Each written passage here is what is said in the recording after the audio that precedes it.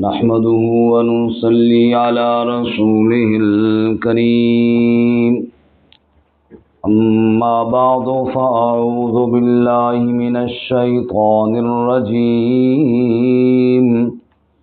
بسم الله الرحمن الرحيم هنالك دعا زكريا ربه قال رب هب لي من لدنك ذرية طيبة إنك سميع الدعاء فنادته الملائكة وهو قائم يصلي في المحراب أن الله يبشرك بيحيى مصدقا بكلمة من الله وسيدا وحسورا ونبيا من الصالحين قال رب أنى يكون لي غلام وقد بلغني الكبر وامرأتي عاقر قال كذلك الله يفعل ما يشاء قال رب اجعل لي آية قال آيتك ألا تكلم الناس 3 أيام إلا رمزا واذكر ربك كثيرا وسبح بالعشي والإبكار سبحان ربك رب العزة عما يصفون وسلام على المرسلين والحمد لله رب العالمين اللهم صل على سيدنا ومولانا محمد وعلى آل سيدنا ومولانا محمد وعلى آله وأصحابه أجمعين. معزز سامعین، سورہ آل عمران آیت نمبر 38 سے لے کر 41 تک تلاوت کی ہیں. اللہ تعالیٰ ان آیات کے مطابق صحیح بیان کی توفیق عطا فرمائے اور ہمیں قرآن و سنت پر عمل کرنے کی توفیق عطا فرمائے. گزشتہ سبق میں ہم نے پڑھا کہ حضرت مریم علیہ السلام کی ولادت کے وقت ان کی والدہ محترمہ نے جو ان کے لیے دعا مانگی تھی ان کی ولادت سے پہلے کہ یا اللہ جو میرا بیٹا پیدا ہوگا یہ میں اپنی خدمت نہیں لوں گی بلکہ تیرے گھر کی خدمت کے لیے وقف ہوگا. جب بچی پیدا ہوئی تو اللہ تعالیٰ نے ان کی اخلاص والی اس دعا کو قبول کیا اور اللہ تعالیٰ نے اس کی اچھی پرورش کا انتظام کیا اور زکریا علیہ السلام کو نگران مقرر فرمایا. چنانچہ زکریا علیہ السلام ایک دفعہ اس حجرے میں تشریف لے گئے جس میں بی بی مریم تشریف فرما تھی.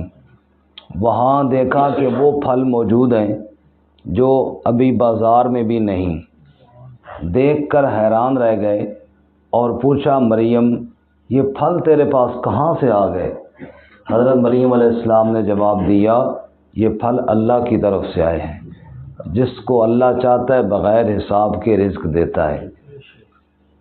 جب یہ منظر حضرت زکریا علیہ السلام نے دیکھا تو فوراً دل پر چوٹ لگی اور دل میں سوچا یا اللہ اگر بند کمرے میں تو مریم کو بغیر موسم کے پھل دے سکتا ہے تو مجھے بھی بڑھاپے میں اولاد دے سکتا ہے.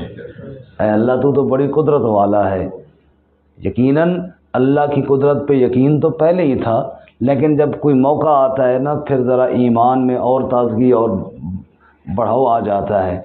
ایسا منظر جب حضرت نے دیکھا تو وہیں کھڑے کھڑے دعا کر لی یا اللہ مجھے بھی اولاد عطا فرما.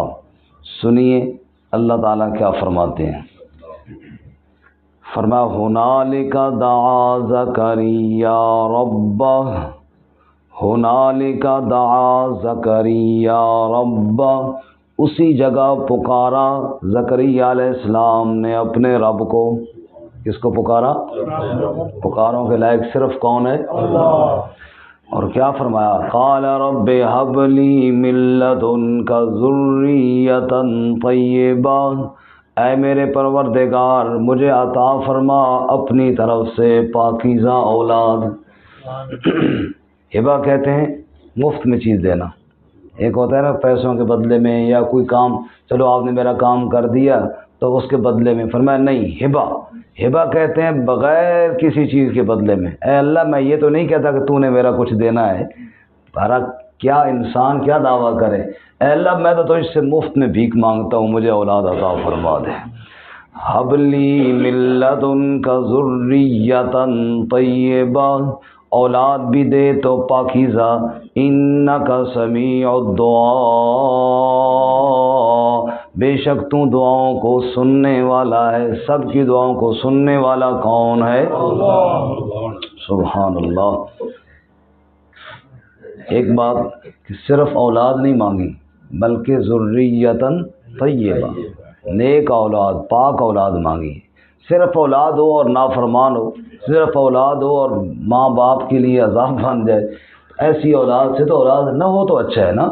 اولاد وہ ہو جو اولاد فرما بردار ہو. پہلے کئی دفعہ آپ کو واقعہ سنایا کہ ایک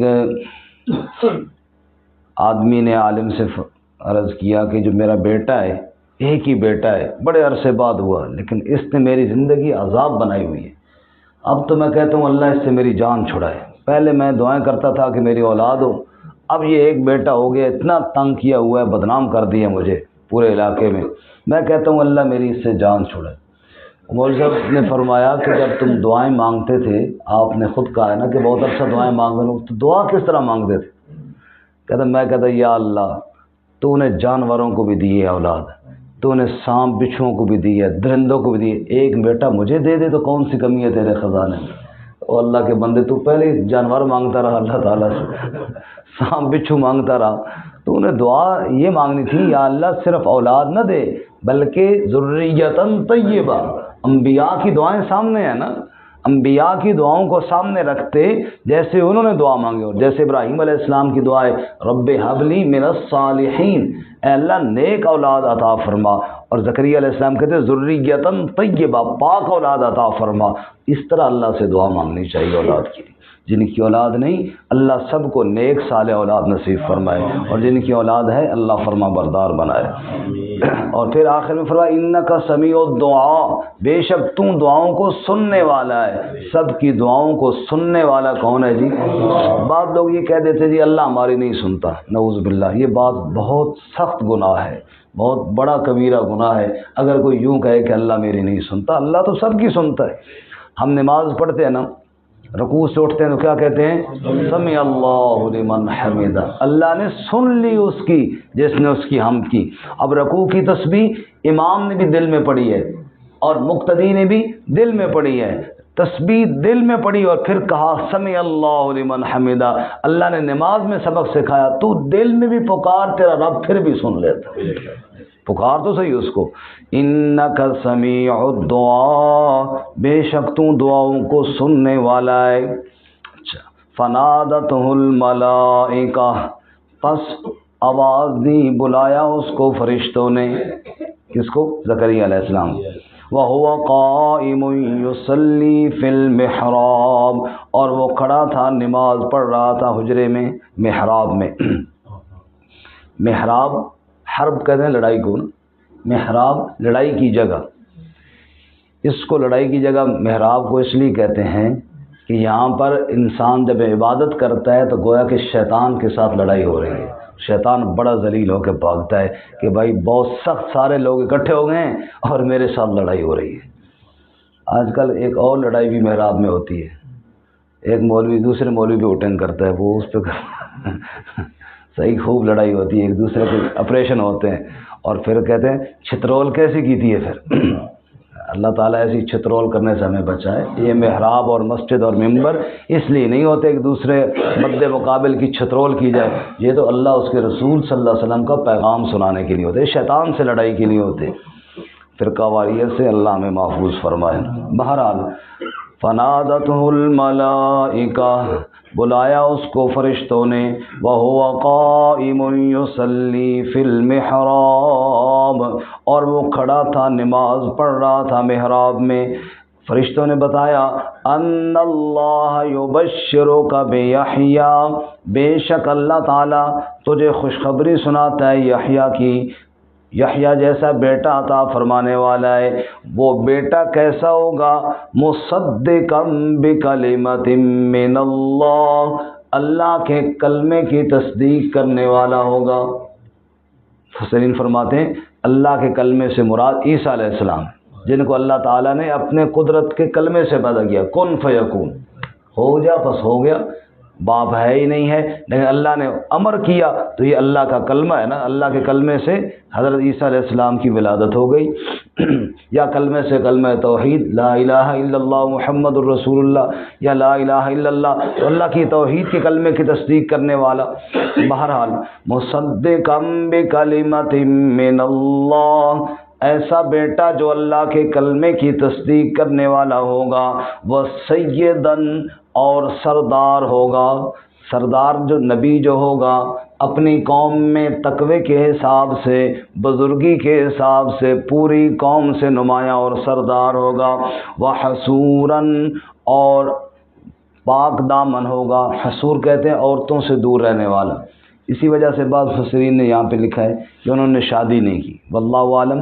بہرحال اگر شادی کی بھی ہو تو مراد یہ ہے کہ شادی کرنا تو جائز ہے نا۔ حسور کا معنی پاک دامن رہنے والا، یعنی بالکل گناہوں سے دور رہنے والا، اور نبی سارے گناہوں سے دور رہنے والے ہوتے ہیں۔ وَنَبِيًّا مِّنَ الصَّالِحِينَ، اور برگزیدہ نبیوں میں سے ایک نبی ہوگا وہ تیرا بیٹا۔ اے یحییٰ، اے زکریا، بڑھاپے میں تو نے میری قدرت کو سامنے رکھ کر میرے اوپر یقین کر کے یہ دعا مانگی ہے، ہم بیٹا بھی تجھے ایسا دینے والے ہیں جو نیک بھی ہوگا، پاک دامن بھی ہوگا، اور میرا سچا نبی بھی ہوگا۔ اچھا، زکریا علیہ السلام کی دعا سورہ مریم میں بھی ہے 16ویں پارے میں، ذرا اس کے الفاظ بھی سن لیجئے۔ وہاں پہ زکریا علیہ السلام کی دعا جو اللہ نے نقل کی نا، یہ الفاظ ہیں، قال رب انی وہن العظم منی واشتعل الرأس شیبا ولم اکن بدعائک رب شقیا۔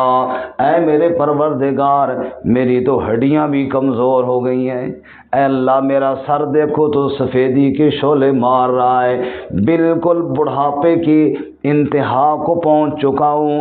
فرمایا ایسا بوڑھا ہو گیا ہوں کہ بالکل اعضاء بھی جواب دے چکے ہیں۔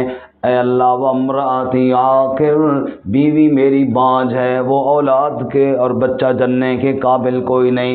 اپنی جانب دیکھوں تو دونوں میاں بیوی کمزور ہو چکے ہیں، لیکن جب تیری جانب دیکھتا ہوں پورا مجھے کامل یقین ہو جاتا ہے۔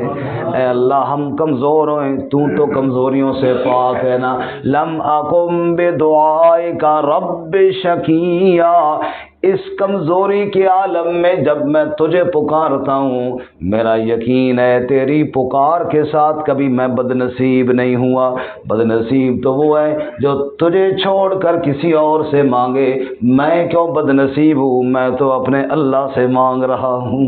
اس لیے یہاں پہ فرمایا جب اللہ نے خوشخبری سنائی اللہ کے فرشتوں نے، کالا، تو حضرت زکریا علیہ السلام نے فرمایا رب، اے میرے رب، انا یکون لی غلام، میرا لڑکا ہوگا کیسے؟ یا اللہ یہ تو ہے کہ ہوگا، نہیں ہوگا کیسے؟ میں جو بوڑھا ضعیف ہوں، بیوی میری جو کمزور ہے، کیسے ہوگا یہ بیٹا؟ وقد بلغنی الکبر، اور مجھے تو بڑھاپا پہنچ چکا ہے۔ وامراتی عاقر، اور بیوی میری بانجھ ہے۔ بانجھ عورت تو جوانی میں بچہ نہیں جنتی، میری بیوی تو بوڑھی ہو چکی ہے، کیسے بچہ ہوگا؟ جواب، قال کذالک اللہ یفعل ما یشاء۔ سرین فرماتے ہیں کذالک میں کاف لبیان الکمال، اللہ فرماتے ہیں کذالک اللہ یفعل ما یشاء، زکریا پریشان کیوں ہوتا ہے؟ یہی تو تیرے رب کی قدرت کا کمال ہے۔ کذالک اللہ، اسی طرح اللہ تعالیٰ یفعل ما یشاء، جو چاہتا ہے کر دیتا ہے۔ جب وہ اولاد دینے پہ آئے، وہ میاں بیوی کی صحت کو نہیں دیکھتا، اپنی قدرت کے ساتھ اولاد دے دیا کرتا ہے۔ قال رب اجعل لی آیہ، اچھا یا اللہ میرے لیے کوئی نشانی بنا دے تو پتہ چلے اولاد۔ اب ظاہر بات ہے وہ 9 مہینے حمل اٹھانا اور وہ چلنا، اس تو قابل ہی نہیں تھی نا اماں جی، وہ تو بوڑھی ضعیف۔ یا اللہ پھر کیسے پتہ چلے گا کہ اب بیٹا ہونے والا ہے؟ کوئی نشانی، کوئی پتہ چلے کہ خوشی کے آثار کہ جناب اب خوشی ملنے والی ہے، بیٹا ہونے والا ہے۔ قال رب اجعل لی آیہ، اے میرے رب میرے لیے کوئی نشانی مقرر فرما دے۔ قال آیتک اللہ تکلم الناس 3 ایام، نشانی یہ ہے تم لوگوں سے کلام نہ کر سکے گا 3 دن، الا رمزا، مگر صرف اشاروں سے، لوگوں کے ساتھ عام جو بات چیت ہے وہ تیری بند ہو جائے گی۔ تو کیا کرنا ہے؟ وَاذْكُرْ رَبَّكَ كَثِيرًا، ذکر کر اپنے رب کا کثرت کے ساتھ۔ جب باقی لوگوں سے بات چیت ختم ہو جائے پھر کیا کر؟ اللہ کی طرف متوجہ ہو۔ جیسے اعتکاف والے اعتکاف بیٹھتے ہیں نا، لوگوں کے ساتھ بازار جانا، گپ شپ لگانا، دکانوں پہ جانا، ہوٹلوں پہ جانا، سب ختم ہو جاتا ہے، بس مسجد میں کونا پکڑ کے اللہ کے ذکر میں لگ جاتے ہیں۔ 3 دن تو بھی ایسے بیٹھ کے پھر اللہ کے ذکر میں لگ جا۔ وَاذْكُرْ رَبَّكَ كَثِيرًا، اور ذکر کر اپنے رب کا کثرت کے ساتھ۔ ذکر کے لیے علماء فرماتے ہیں پہلی شرط یہ ہے کہ ذکر کو سمجھ کے کرنا چاہیے۔ ہمارے ہاں اکثر ذکر کے جو ہیں بغیر سمجھے کیے جاتے، اتنے مشکل الفاظ۔ اور عجیب ایک بات یہ بھی ہے کہ ہمیں ذکر پہ تسلی بھی اسی پہ ہوتی ہے جو بڑے مشکل سے کوئی لفظ بتایا نا، جو پہلے تو لگے 6 دن اس کو یاد کرنے میں، بھائی بہت چنگا وظیفہ مل گیا جی، نایاب قسم کا۔ حالانکہ وظیفے سب سے بہتر وہ ہیں جو قرآن میں ہیں، پھر اس کے بعد جو احادیث رسول اللہ صلی اللہ علیہ وسلم میں ہیں، یہ اچھے ہیں۔ ہمارے بزرگوں میں سے ایک عالم کے پاس کوئی بندہ گیا، اس نے کہا جی کوئی وظیفہ بتاؤ۔ انہوں نے کوئی قرآن کی آیت بتائی، بھی یہ پڑھا کرو، تو وہ آیت اسے پہلے سے آتی تھی۔ اب اس کا دل کرتا تھا کہ یار کوئی عجیب و غریب وظیفہ ہو، تو کہنے لگا جی یہ تو ٹھیک ہے، اچھا وظیفہ ہے، لیکن آپ کچھ اپنے سینے سے بھی بتائیں نا۔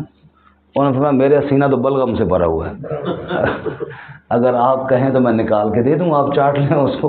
اللہ کے بندے قرآن کی آیت تجھے بتا رہا ہوں اور تجھے میرے سینے پہ یقین ہے، اللہ کی آیت پہ یقین نہیں ہے۔ تو اللہ کی آیت سب سے اونچا وظیفہ ہے، پھر اس کو سمجھ کے اللہ سے مانگا جائے۔ وَاذْكُرْ رَبَّكَ كَثِيرًا، اور ذکر کر اپنے رب کا کثرت سے۔ وَسَبِّحْ بِالْعَشِيِّ وَالْإِبْكَارِ، اور تسبیح بیان کر شام کو بھی اور صبح شام، یعنی ہر وقت اللہ کی تسبیح میں لگ جا، اور اللہ تعالیٰ تجھے بیٹا عطا فرمائیں گے۔ رب سمجھانا یہ چاہتے ہیں، اے عیسائیو تم کہتے ہو عیسیٰ علیہ السلام اللہ کا بیٹا ہے، ارے ان کی ماں مریم علیہ السلام تو خود کہہ رہی ہے کہ میری تو رزق کا مالک بھی اللہ تعالیٰ ہے۔ اسی طرح تم زکریا علیہ السلام اور یحییٰ علیہ السلام کو میرا شریک بناتے ہو اور سوچتے ہو کہ وہ کیسے پیدا ہوئے، تو سن لو سارا واقعہ، وہ تو میری قدرت کی نشانیاں ہیں۔ میں نے اپنے بندوں پہ خاص کرم کیا، وہ سب میرے برگزیدہ بندے ہیں۔ میں اللہ اولاد سے پاک ہوں، میری اولاد نہیں ہے، وہ آپس میں ایک دوسرے کے اولاد تھے، ہاں میں اللہ نے ان کو بہت نوازا ہے۔ اللہ تعالی ہمیں قرآن و سنت پر عمل کی توفیق عطا فرمائے۔ ترجمہ دوبارہ سنیں۔ ہنالک دعا زکریا ربہ، اسی جگہ پکارا زکریا علیہ السلام نے اپنے رب کو۔ قال رب ہب لی من لدنک ذریۃ طیبہ، فرمایا اے میرے رب مجھے عطا فرما اپنی طرف سے پاکیزہ اولاد۔ انک سمیع الدعاء، بے شک تو دعاؤں کو سننے والا ہے۔ فنادتہ الملائکہ، پس بلایا اس کو فرشتوں نے۔ وَهُوَ قَائِمٌ يُصَلِّي فِي الْمِحْرَابِ، اور وہ کھڑا تھا نماز پڑھ رہا تھا حجرے میں۔ ان اللہ یبشرک بیحییٰ، کہ بے شک اللہ تعالیٰ تجھے خوشخبری سناتا ہے یحییٰ کی، مصدقا بکلمۃ من اللہ، تصدیق کرنے والا ہوگا اللہ کے کلمے کی، وسیدا وحسورا، اور سردار ہوگا اور پاک دامن ہوگا، ونبیا من الصالحین، اور نبی ہوگا برگزیدہ انبیاء میں سے۔ قال، حضرت نے فرمایا، رب انا یکون لی غلام، اے میرے رب میرا لڑکا کیسے ہوگا، وقد بلغنی الکبر، یقیناً مجھے بڑھاپا آ گیا ہے، وامراتی عاقر، اور بیوی میری باج ہے۔ قال کذالک اللہ یفعل ما یشاء، فرمایا اسی طرح اللہ تعالیٰ جو چاہتا ہے وہ کرتا ہے۔ قال رب اجعل لی آیہ، فرمایا ہے میرے رب میرے لیے کوئی نشانی بنا دے۔ قال آیتک الا تکلم الناس ثلاثة ایام الا رمزا، فرمایا تیری نشانی یہ ہے کہ تو کلام نہ کر سکے گا لوگوں سے 3 دن سوائے اشاروں کے۔ واذکر ربک کثیرا، اور ذکر کر اپنے رب کا کثرت سے۔ وسبح بالعشی والابکار، اور تسبیح بیان کر